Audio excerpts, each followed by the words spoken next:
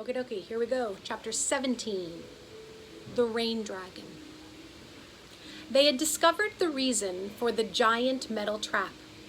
It had held the rain dragon in place so that someone could take one of her horns.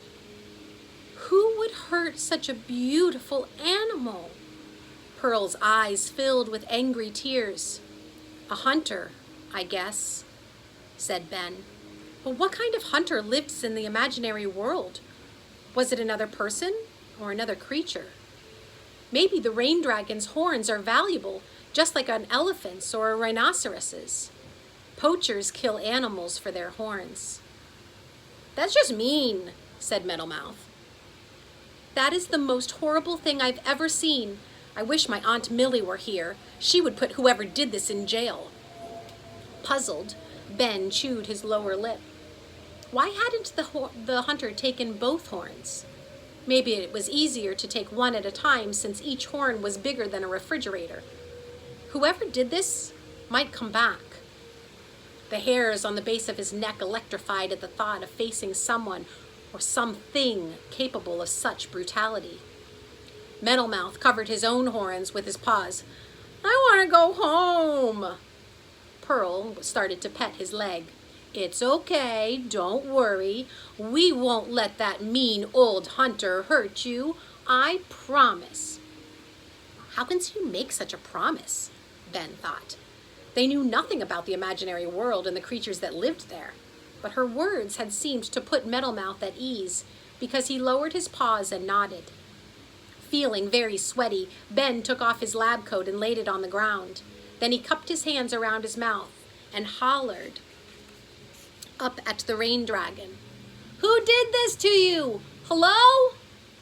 The dragon didn't reply, nor did she open her eyes.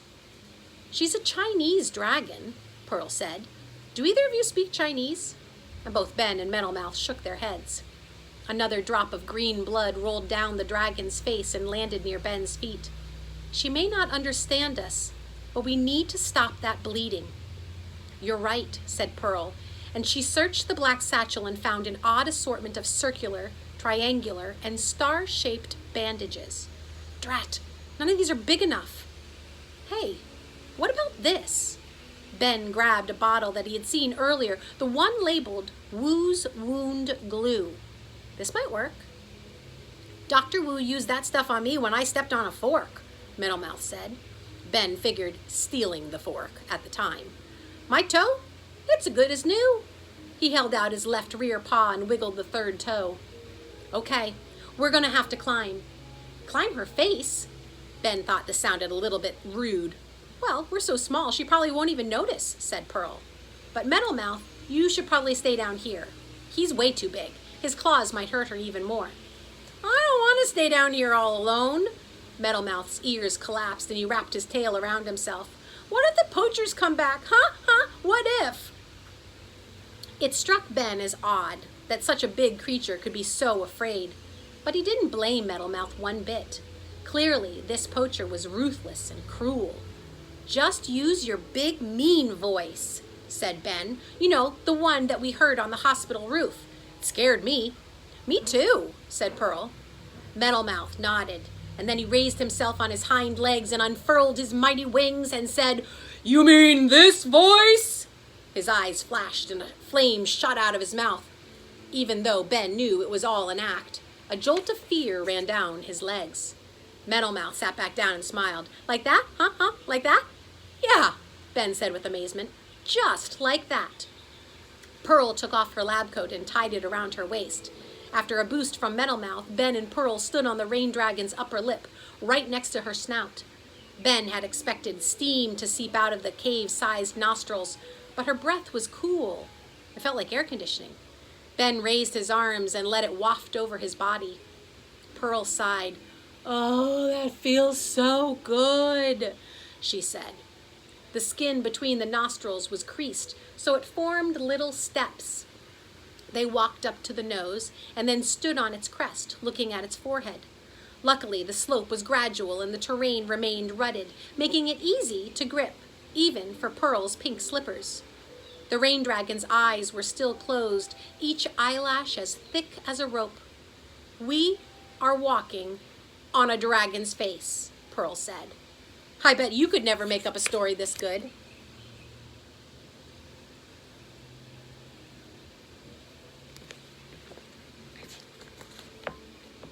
He hadn't. The whole day had been the most amazing story ever. A goat lady, a tornado, not one but two dragons. If the portal reappeared with Dr. Wu inside, then it would be a happy ending. But if they never saw the portal again, that was a story Ben didn't want to tell. When he reached the dragon's brow, they took a quick look around. The desert stretched on as far as both of them could see, and it appeared that they were all alone. No hunters, no poachers, no portal. Ben waved at Metalmouth, and Metalmouth waved back. After a bit more climbing, Ben and Pearl rushed to the hole. It was the size of a giant plastic kiddie swimming pool, and green blood bubbled up and out, too hot to touch. Ben uncorked the bottle of the wound glue. He hesitated. Do you think we're doing the right thing? They had zero medical training. They didn't even know if this particular dragon had allergies to medicine. Pearl patted Ben's shoulder. Go ahead.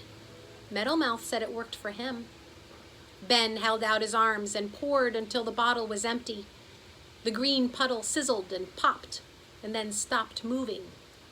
A dark film began to form, just like the skin on cooked pudding.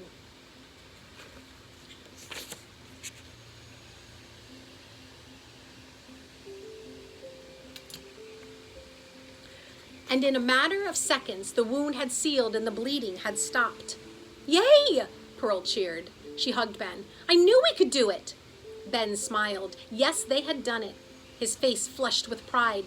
But what would happen next? He peered over the crest of the dragon's brows. Her eyes were still closed. Why isn't she waking up? Pearl asked. We stopped the bleeding. But the rain dragon lay perfectly still. Shouldn't we do something? Like make it rain or... And they both glanced at the sky. The sun was shining. No clouds had appeared. Is she still breathing? Ben asked. They slid down her nose. Pearl stood in front of the nostril, but her hair didn't billow, nor did her basketball shorts ripple. I can barely feel her breath. She's still alive, but do you think? She spun around and looked at Ben, her eyes wide with fear. Do you think we're too late?